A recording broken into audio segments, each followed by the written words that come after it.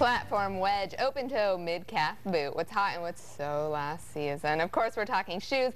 And of course, we've called in our favorite beauty model over 40 and today's guest co-host, Shelley GoodStein, to review her picks for the fall. You hardly need an introduction these days. Come on. Oh, well, thank you. Yes. It's different sitting on this side, but I know, like it's weird, right? Yeah. Of course, we were talking about shoes, and I was stroking yours earlier. Oh, yeah. They're just so pretty. Well, thank you. Fall footwear, obviously very different from summer footwear. Do you think that even applies?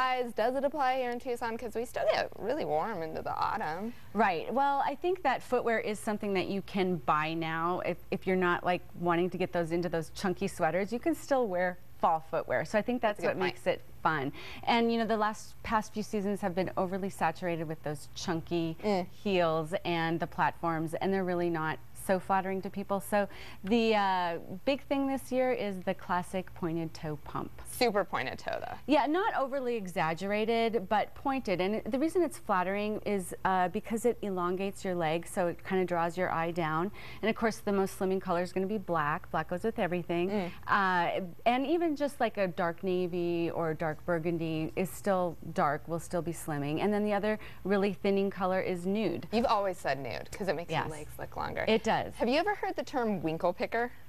No. Okay. Well, Bloke, our director, who is British, uses the term winkle picker whenever, and it's probably a horribly bad word in Britain, but he uses that term. I know, right? So anyway, I was just wondering if you had ever heard it. Do you know what it is? Apparently it's a pointed toe shoe. Oh, okay. So I just informed you about shoes. Winkle picker. Gotcha. I want you to hear that you use that from now on. Aside from pointed toe shoes, which I always think about as work attire, do you agree, or are those for fancier? Yes, definitely. They are great for work, but you know, there are some more embellishments that are coming out this season that can take you into a little bit of an edgier feel. What about really special occasions? What do you recommend there? Maybe cocktail dress? Right. Well, we've always seen the metallics, and those are still going to be big, rhinestones and all that. But the thing that's making impact this year is satin. And it's very chic, very dressy. You can't wear it every day. It's just for special occasions. And I think we have some pictures, right? Here's a glittery gold, and that's going to be popular. This actually comes from Payless Shoes, this glittery shoe. The one on the right? Yes, with the gold glitter, and it's Christian Siriano is doing designs collaborating with Payless. So yes, at an affordable price. Yes, and you know, this glitter is going to be big on flats and boots. You don't have to just save it for your 5-inch heel that you can only wear for about an hour. You look for it on other trends too. And I saw the T-strap, and you said T-strap was really big in the spring. Yes, so yes, you can always take a little clue from what's going to be in next season by what the celebrities are wearing, and you saw a lot of these T-straps in the spring, and they're going to come into fall. These are really runway shoes, and I'm just showing them today to give you a flavor of, you know, what is out there. I mean, most of us don't have enough confidence to pull a lot of this off, but the vintage Baroque look. Now, I do like the sandal, the gold sandal. That's something you can buy now, wear now, and then when the cooler season comes in, you can pair it with an opaque tight.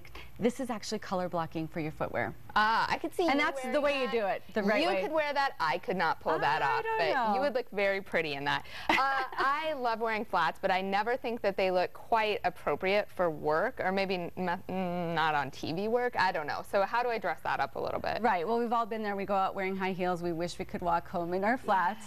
But there is a love affair with flats this year.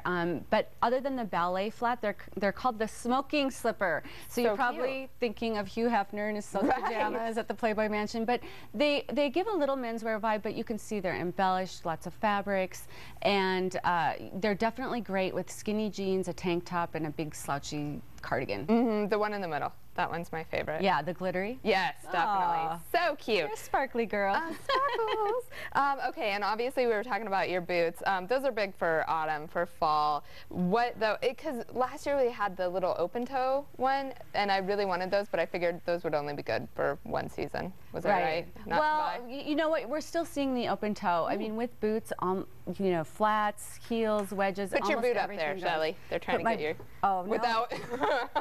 Yeah, no. Did I just maybe Sharon Stone moment? Anyway.